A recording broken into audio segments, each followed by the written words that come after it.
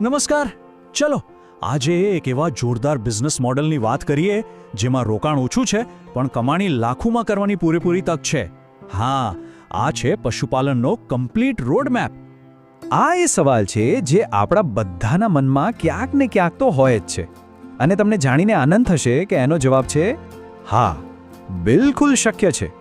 જો પ્લાનિંગ સાચું હોય અને મહેનત કરવાની તૈયારી હોય તો પશુપાલન એક એવું ક્ષેત્ર છે જે તમારી ધારણા કરતાં પણ અનેક ગણું વધારે વળતર આપી શકે છે. હવે આ આંકડો જોઈને કદાચ નવાઈ લાગે, પણ આ કોઈ જાદુઈ આંકડો નથી. આ એક પ્રોપર, વ્યવસ્થિત અને એકસાથે ચાલતા બિઝનેસ પ્લાનનું વાસ્તવિક પરિણામ છે. તો આટલી આવક સુધી પહોંચવું કઈ રીતે?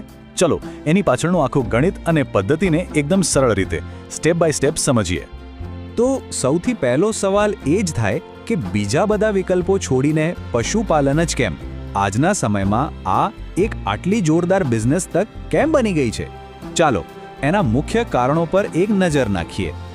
જુઓ, સૌથી પહેલાં તો એ સમજી લઈએ કે પશુપાલન એટલે ખાલી જાનવરોને પાળવાનો શોખ નથી, પણ આ એક ગંભીર વ્યવસાય છે જેમાં ગાય, બકરા, મરઘી જેવા પશુઓનું વૈજ્ઞાનિક રીતે મેનેજમેન્ટ કરીને એમના ઉત્પાદનોમાંથી એક સતત આવક ઊભી કરવામાં આવે છે. એક વાત વિચારો, પરંપરાગત ખેતીમાં પાક આવે એની મહિનાઓ સુધી રાહ જોવી પડે, પણ પશુપાલનમાં તો દૂધ અને ઈંડાના વેચાણથી દરરોજ પૈસા હાથમાં આવે છે. મતલબ કે ડેલી કેશ ફ્લો. ઉપરથી આ એવી વસ્તુઓ છે જેની માર્કેટમાં માંગ ક્યારે ઓછી નથી થવાની. અને સૌથી મોટી વાત, એક જ બિઝનેસમાંથી અલગ અલગ ઘણી રીતે પૈસા કમાઈ શકાય છે. સાધનો અને પૈસા કરતાં પણ વધારે જરૂરી છે સાચો માઇન્ડસેટ. પશુપાલનને એક જૂની પરંપરા તરીકે નહીં, પણ એક આધુનિક બિઝનેસ તરીકે જોવું પડશે.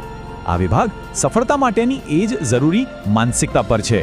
જો સફળ થવું હોય તો આ 3 વિચારો મગજમાં ફિટ કરી લેજો. પહેલું, આ કોઈ વારસાગત પરંપરા નથી, આ એક પ્રોફેશનલ બિઝનેસ છે. બીજું, એક રૂપિયાનો ખર્ચ અને આવકનો પાક્કો હિસાબ રાખો. અને ત્રીજું, નવી ટેકનોલોજી જેમ કે કોઈ સારી એપ કે નવા સાધનો એને અપનાવવામાં જરાય પાછા ન પડતા. બસ આ એક વાક્ય આખી વાતનો સાર કહી દે છે. આજના સમયમાં સફળ પશુપાલકે ખાલી ઉત્પાદન નથી કરવાનું, એને પોતાના ફાર્મનો મેનેજર પણ બનવું પડશે અને પોતાની પ્રોડક્ટ વેચવા માટે માર્કેટર પણ બનવું પડશે. આ ત્રણેય રોલ એક સાથે ભજવવાના છે. સારું, તો ચાલો હવે સીધા આવીએ બિઝનેસ પ્લાનના હૃદય પર. એટલે કે પૈસા આવશે ક્યાંથી? આ વ્યવસાયમાંથી કમાણી કરવાના મુખ્ય રસ્તા કયા છે? ચાલો એક પછી એક એને ડિટેલમાં જોઈએ. ઓકે, તો ચાલો આમાં થોડા ઊંડા ઉતરીએ. સૌથી પહેલો અને સૌથી ભરોસાપાત્ર સ્ત્રોત છે ડેરી ફાર્મિંગ. તમે માનો કે ના માનો, ફક્ત 2-3 સારી ગાયોથી શરૂઆત કરીને પણ મહિને 40,000 થી 80,000 રૂપિયા સુધીની આવક આરામથી મેળવી શકાય છે. અહીં રોકાણ સામે વળતરનો દર ખરેખર ખૂબ જ ઊંચો છે. હવે આ સ્લાઇડમાં જે વાત છે એ ખરેખર રસપ્રદ છે. જુઓ, ગાયની સાચી નસલ પસંદ કરવી ખૂબ જ જરૂરી છે. જેમ કે આપણા ગુજરાતના વાતાવરણ માટે ગીર ગાય બેસ્ટ છે, તો HF જેવી ગાયો વધુ દૂધ આપે છે.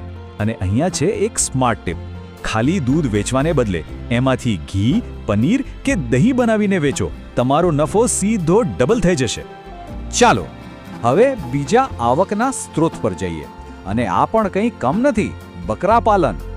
આ એક એવો બિઝનેસ છે જે ઓછા ખર્ચે શરૂ થાય છે અને એની વૃદ્ધિ બહુ જ ઝડપી છે. બજારમાં એના માંસની એટલી બધી માંગ છે કે આ એક ખૂબ જ નફાકારક વિકલ્પ સાબિત થઈ રહ્યો છે. આપણો ત્રીજો મજબૂત વિકલ્પ છે પોલ્ટ્રી ફાર્મિંગ. આમાં મુખ્યત્વે 2 રસ્તા છે: બ્રોઇલર એટલે કે માંસ માટે ઉછેર, અને લેયર એટલે કે ઈંડા માટે.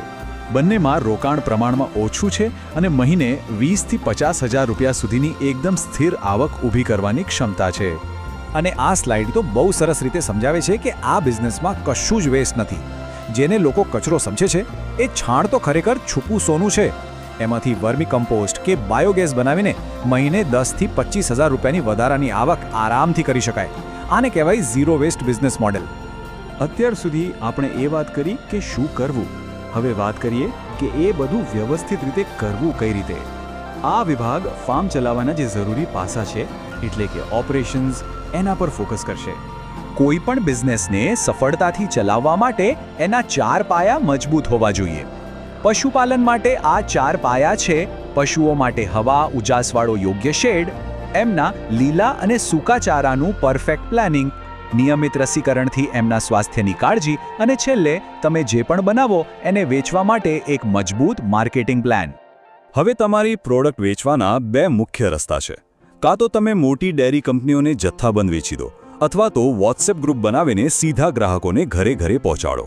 જથ્થાબંધ વેચાણ સહેલું છે, પણ એક વાત યાદ રાખજો, જ્યારે તમે સીધા ગ્રાહક સાથે જોડાવ છો ત્યારે વચેટિયાન નીકળી જાય છે અને તમારો નફો અનેક ગણો વધી જાય છે. ચાલો હવે બધા નાણાકીય આંકડાઓને એક સાથે લાવીએ અને જે સંભવિત પડકારો આવી શકે છે એનો સામનો કેવી રીતે કરવો એની વાત કરીએ. કારણ કે જે બિઝનેસમાં રિસ્કનું પ્લાનિંગ નથી હોતું એ બિઝનેસ લાંબો સમય ટકી શકતો નથી. અને અહીંયા આવે છે આખા પ્લાનિંગનો ક્લાઇમેક્સ. જ્યારે આપણે ડેરી, બકરાપાલન, પોલ્ટ્રી અને ખાતર આ ચારેય આવકના સ્ત્રોતને એકસાથે જોડી દઈએ ત્યારે આપણે શરૂઆતમાં જે 1,15,000 રૂપિયાના આંકડાની વાત કરી હતી ત્યાં એકદમ આરામથી પહોંચી શકીએ છીએ. આ છે તો સંકલિત ફાર્મિંગની અસલી તાકાત. અહીંયા સૌથી મહત્વની વાત એ છે કે જોખમોથી ગભરાવાનું નથી, પણ એનો સામનો કરવા માટે પહેલાથી જ તૈયાર રહેવાનું છે. પશુ બીમાર પડી શકે છે તો નિયમિત ડૉક્ટરની તપાસ કરાવો. ચારાનો ખર્ચ વધી શકે છે તો પોતાની જ જમીન પર ચારો ઉગાડો. દરેક સમસ્યાનો એક પ્રેક્ટિકલ ઉકેલ હોય જ છે. ચાલો હવે આપણે અંતિમ વિભાગમાં આવી ગયા છીએ. અહીં આપણે સફળતા માટેના કેટલાક એવા મૂળભૂત નિયમો વિશે વાત કરીશું જે ખૂબ જ મહત્વપૂર્ણ છે. આ નિયમો એક ગાઈડ તરીકે કામ કરશે. જુઓ, કોઈ પણ મોટો બિઝનેસ એક રાતમાં નથી બની જતો. એના માટે ધીરજ જોઈએ. અહીં એક સ્પષ્ટ ટાઈમલાઈન છે. પહેલા 3 મહિનામાં માત્ર 2 ગાયથી શરૂઆત કરો. 6 મહિના થાય એટલે પોલ્ટ્રી યુનિટ ઉમેરો અને 1 વર્ષ પછી બકરા પાલન શરૂ કરો. આ રીતે સ્ટેપ બાય સ્ટેપ આગળ વધવાથી જોખમ ઓછું થાય છે અને બિઝનેસ મજબૂત બને છે. અને છેલ્લે આ 4 સોનેરી નિયમો હંમેશા યાદ રાખજો. ક્યારેય એકસાથે બધું રોકાણ ન કરો. નાના પાયે શરૂઆત કરો. આ બિઝનેસમાં પરિણામ મળતા સમય લાગે છે, એટલે ધીરજ રાખવી ખૂબ જરૂરી છે. સતત નવું શીખતા રહો અને બજારમાં ગ્રાહકો શું ઈચ્છે છે એનાથી હંમેશા અપડેટ રહો. આખા વિશ્લેષણનો સાર બસ આ એક જ વાક્યમાં છે. પશુપાલન એક એવો અદ્ભુત બિઝનેસ છે જ્યાં રોકાણ એક જ છે, પણ આવકના રસ્તા અનેક દિશાઓમાંથી ખુલે છે. જો સાચું પ્લાનિંગ અને મહેનત હોય તો આ ક્ષેત્ર માત્ર આવક જ નહીં, પણ સાચી આત્મનિર્ભરતા અને સમૃદ્ધિનો રસ્તો ખોલી શકે છે.